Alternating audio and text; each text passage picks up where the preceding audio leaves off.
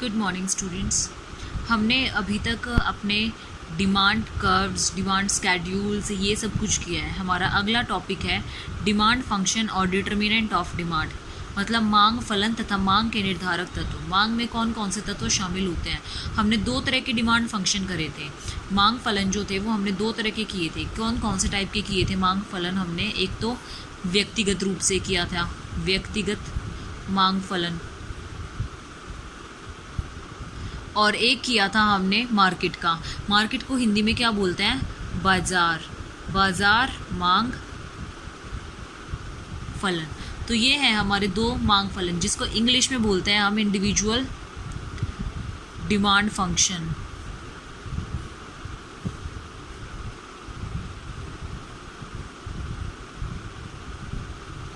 और इसको बोलते हैं मार्केट डिमांड फंक्शन।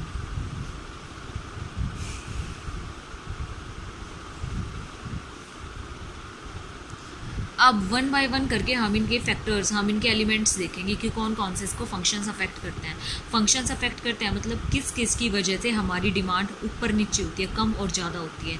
कौन से ऐसे वो कारण हैं जिसकी वजह से हमारी डिमांड कम या ज़्यादा होती है। सबसे पहले तो हम लेते हैं इंडिविजुअल डिमांड कर्व के केस में, इंडिविजुअल डिमांड फंक्शन के केस में।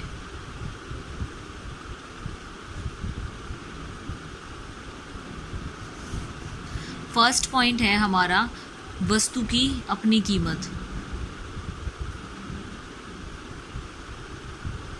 वस्तु की अपनी कीमत मतलब कि price of the commodity, on price of commodity. अगर सपोज करो कि अगर हमारी वस्तु का प्राइस जो है, हमारा जो प्राइस है वो ज़्यादा होता है तो हम कम खरीदना पसंद करते हैं ना उस चीज़ को, तो हमारी डिमांड क्या हो जाती है? कम हो जाती है।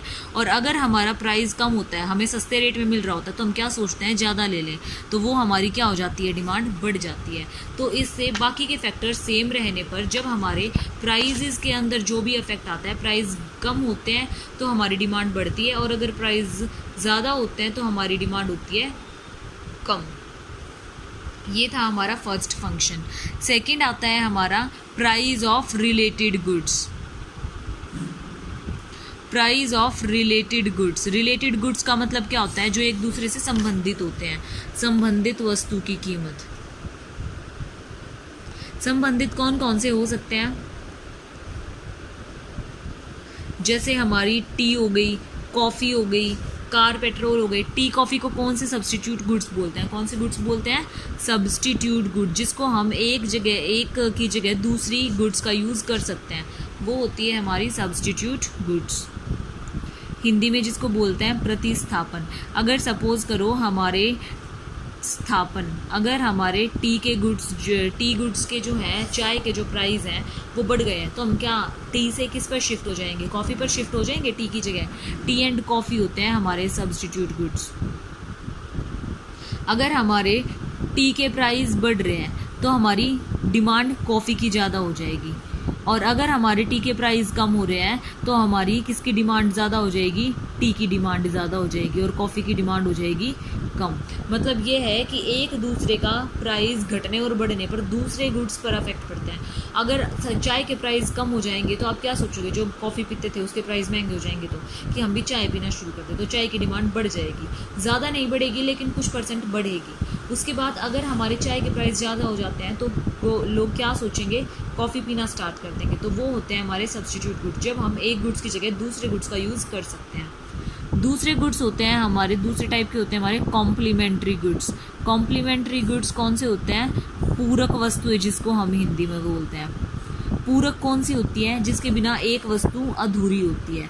जैसे हमारी कार और पेट्रोल। अगर हमारा कार और पेट्रोल ना हो तो क्या मतलब ये पूरक गुड्स होंगे? नहीं होंगे। क्यों? क्योंकि कार के बिना पेट्रोल ऐसे ही है, और पेट्रोल के बिना कार नहीं चल सकती। तो इसीलिए पूरक गुड्स के केस में कौन सी चीज़ें आती हैं? जैसे पेन और इंक आ गया हमारे पास, पेट्रोल और कार आ गया हमारे पास। तो ये बहुत अच्छे एग्जाम्पल हैं। अगर पेन में इंक ना हो तो क्या वो चलेगा? और अगर इंक हो हमारे पास, पेन ना हो, तो वो भी यूज़ नहीं होगा। इंक भी यूज़ नहीं हो सकती, खाली इंक से कैसे लिखेंगे? तो इसीलिए अगर हमारे पेन का प्राइस बढ़ता है तो इंक जो है वो भी परचेज होनी कम हो जाएगी, तो डिमांड जो है वो कम हो जाएगी। अगर कॉम्प्लीमेंट्री गुड्स का प्राइस घटता है तो डिमांड भी हमारी क्या हो जाती है, बढ़ जाती है, और अगर उसका प्राइस बढ़ता है तो डिमांड क्या हो जाती है, कम हो जाती है। तो ये थे हमारे कॉम्प्लीमेंट्री गुड्स। अगला केस आता है हमारा थर्ड, इनकम का। इनकम, आय। अगर एक इंडिविजुअल की आय अधिक होती है, सपोज करो एक इंडिविजुअल पहले 100 रुपये कमाता था, तो वो कितने किलो दूध लेता था, सिर्फ 1.5 किलो दूध लेता था। लेकिन अब जो है वो कितना कमा रहा है, 200 रुपये कमा रहा है, तो कितना किलो दूध लेगा वो, 2 या 2.5 किलो दूध लेगा। तो इसका मतलब क्या हुआ, इनकम से क्या बढ़ी, आय बढ़ी ना। तो ये हमारा कौन सा फैक्टर है, इनकम का फैक्टर है, कि अगर हमारी इनकम बढ़ेगी तो हमारी आय भी बढ़ेगी, और इनकम बढ़ेगी तो हमारी डिमांड भी बढ़ेगी, और अगर इनकम घटेगी तो डिमांड भी घटेगी। फोर्थ आता है हमारे पास मौसम का, सीजन का। अगर कोई भी सीज़न, गर्मी का सीज़न चल रहा है, तो क्या उसमें सर्दी के कपड़ों की डिमांड होगी, नहीं होगी। और अगर सीज़न विंटर का चल रहा है, सर्दी का चल रहा है, तो गर्मी के कपड़ों की डिमांड होगी, नहीं होगी। तो सीज़न वाइज भी हमारी क्या होती है, डिमांड होती है। जिस चीज़ का सीज़न होता है उसी चीज़ की डिमांड होती है।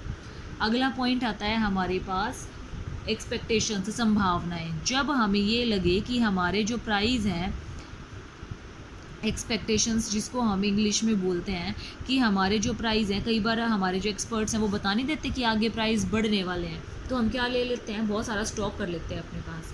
अगर फ्यूचर में, इन फ्यूचर प्राइस बढ़ेंगे तो हमारी डिमांड क्या होगी, बढ़ेगी। अभी फ़िलहाल प्रेजेंट डिमांड बढ़ेगी, अभी की जो है। अगर फ्यूचर में प्राइस कम होंगे तो अभी की डिमांड क्या होगी, घटेगी, प्रेजेंट डिमांड। इसमें फ्यूचर और प्रेजेंट से रिलेशनशिप होता है। अगर फ्यूचर में प्राइस बढ़े तो अभी डिमांड बढ़ेगी, ये देख के कि भाई फ्यूचर में ज़्यादा हो जाएंगे तो अभी खरीद लेते हैं। और अगर अभी प्राइस कम हो रहे हैं तो ये सोचते हैं कि हम अभी क्यों खरीदें, थोड़ा सा और रुक सकते हैं, जिन चीज़ों के लिए हम रुक सकते हैं, तो हमारी क्या हो जाएगी, डिमांड कम हो जाएगी अभी।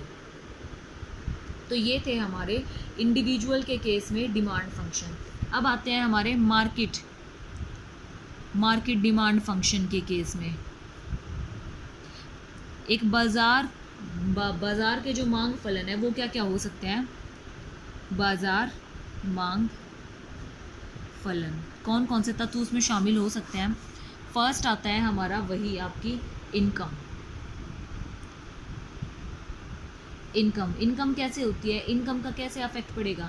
अगर हमारी जो इनकम है इक्वल डिस्ट्रीब्यूट होगी, मतलब इनकम इक्वल डिस्ट्रीब्यूट होना मतलब कई बार ऐसे हो जाता है ना कि कुछ लोगों को तो ज़्यादा इनकम मिल जाती है और कुछ लोगों को कम इनकम मिल जाती है। तो अगर जिन लोगों की इनकम ज़्यादा होगी तो वो ज़्यादा गुड्स खरीद लेते हैं, उनकी डिमांड ज़्यादा हो जाती है, और जिनकी कम इनकम होती है वो कम गुड्स खरीदते हैं, उनकी डिमांड कम होती है। तो ये इसका जो प्रभाव होता है वो इनकम का कैसे पड़ता है, हमारे समाज के ऊपर पड़ता है। हमारे समाज की आय के प्रभाव का वितरण जो होता है, आय का जो वितरण होता है उसके अकॉर्डिंग डिमांड अफेक्ट होती है। अगर समाज की आय कम है टोटल ओवरऑल तो हमारी डिमांड भी कम होगी, और अगर समाज की आय ज़्यादा है तो हमारी डिमांड भी क्या होगी, ज़्यादा होगी। दूसरी है पॉपुलेशन, ये तो आपको पता ही है, अगर पॉपुलेशन ज़्यादा होगी तो आपकी डिमांड ज़्यादा होगी, अगर पॉपुलेशन कम होगी तो आपकी डिमांड भी कम होगी। थर्ड आता है आपके पास क्लाइमेट, वही मौसम और जलवायु। मौसम जलवायु का क्या असर पड़ता है। अब देखो, जहाँ पे हमारे पास ठंडे इलाके हैं तो वहाँ पे किसकी डिमांड होती है, ज़्यादा सर्दी वाले कपड़ों की होती है, और जहाँ पे गर्मी होती है बहुत ज़्यादा तो वहाँ पे किसकी डिमांड होती है, गर्मी की डिमांड होती है कपड़ों की। तो इसीलिए अकॉर्डिंग टू सीज़न भी वेरी करता है, जैसे डिमांड होगी, जैसा सीज़न होगा वैसे ही हमारी डिमांड बढ़ेगी, और जैसा सीज़न ख़त्म हो जाएगा वैसे ही हमारी डिमांड क्या हो जाएगी, कम हो जाएगी। हमारे पास नेक्स्ट पॉइंट है गवर्नमेंट पॉलिसी। गवर्नमेंट पॉलिसी का मतलब क्या है, अगर हमारी गवर्नमेंट कुछ सब्सिडीज़ वगैरह कुछ वगैरह मतलब और कोई जो बोलते हैं ना स्कीम वगैरह निकाले तो हमारी क्या होती है, डिमांड बढ़ जाती है किसी भी चीज़ की। और अगर कोई गवर्नमेंट टैक्स वगैरह ज़्यादा लगा दे या फिर कुछ और कर दे तो हमारी डिमांड क्या हो जाती है, कम हो जाती है। तो ये थी हमारे डिमांड फंक्शंस कि इंडिविजुअल के केस में कैसे होते हैं और हमारे मार्केट के केस में कैसे होते हैं। देख लेना, अगर फिर भी कुछ ना समझ में आए, बहुत ईजी है तो बता देना।